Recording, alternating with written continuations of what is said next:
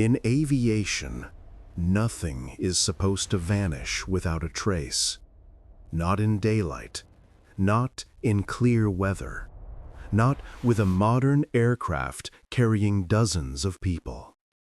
But in 1957, a flight crossed the Pacific and never made it home. No distress call, no storm, no warning. Just silence.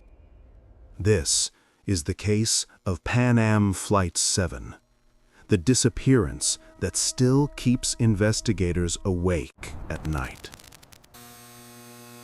November 8th, 1957. A Boeing 377 Stratocruiser takes off from San Francisco, heading for Honolulu. Routine, calm weather, perfect conditions. 36 passengers, 8 crew members, experienced pilots. Nothing unusual. Halfway across the Pacific, the radar loses their signal. No emergency transmission, no mayday call, nothing. As if the aircraft was swallowed mid-air. But what rescuers found 5 days later only deepened the mystery. 5 days into the search, a U.S. Navy carrier spots debris floating in the ocean. A life raft, suitcases, scattered wreckage, and 19 bodies. Most of them were wearing life vests. That one detail is what breaks the logic of this entire case.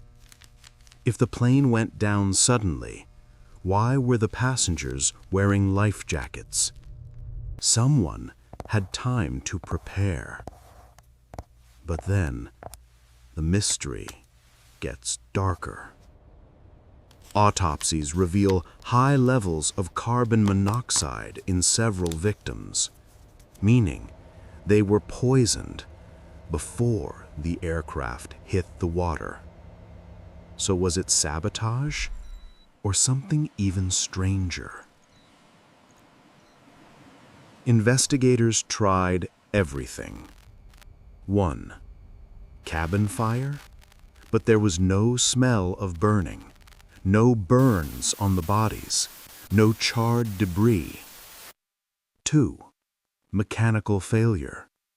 A failure severe enough to kill the aircraft, but gentle enough to let people wear life vests? Impossible. 3. Sabotage. No explosive residue, no puncture marks, no signs of tampering. Every theory contradicts another. And then came the most chilling possibility. What if the crew was incapacitated slowly, without realizing it? But one detail in the flight logs changed everything.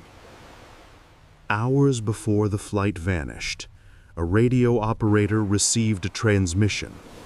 The plane was slightly off course, but still stable, still calm. The pilot did not sound worried. He didn't mention smoke. He didn't mention trouble. Just a quiet, subtle deviation. Almost as if someone else was controlling the plane. Or the crew was already affected by something invisible. And then the most terrifying clue surfaced. One of the recovered passengers had foam in the lungs. That only happens when someone dies with water entering the airway while still alive. Meaning, some passengers survived the impact. But then, why didn't they send a distress call? Why didn't anyone activate emergency beacons? Why wasn't the raft deployed properly? It's as if the crew was conscious, but not fully aware, alive, but unable to act. And that leads to the theory investigators fear the most. Carbon monoxide, the silent killer.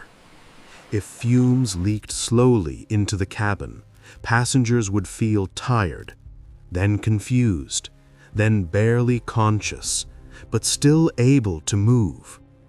They could put on life jackets, but lose the ability to think or act rationally. The plane could drift off course for hours. No one was able to speak. No one was able to call for help. A ghost flight moving across the ocean until fuel ran out. But there's one final twist that keeps this case unsolved to this day. No one found the main fuselage. Not a single slice of the cockpit, not the engines, not the radio equipment.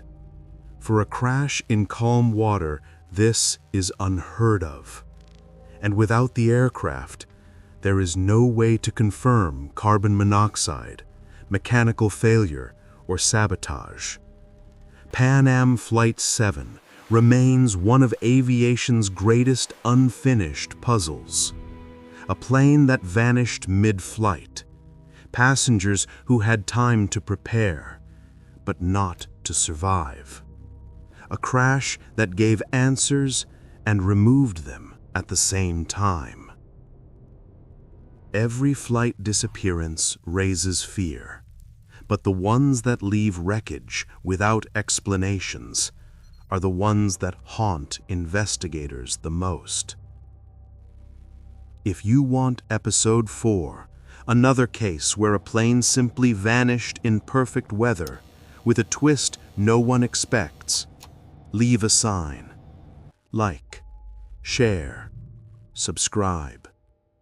The sky still holds many secrets, and we're only on Chapter 3.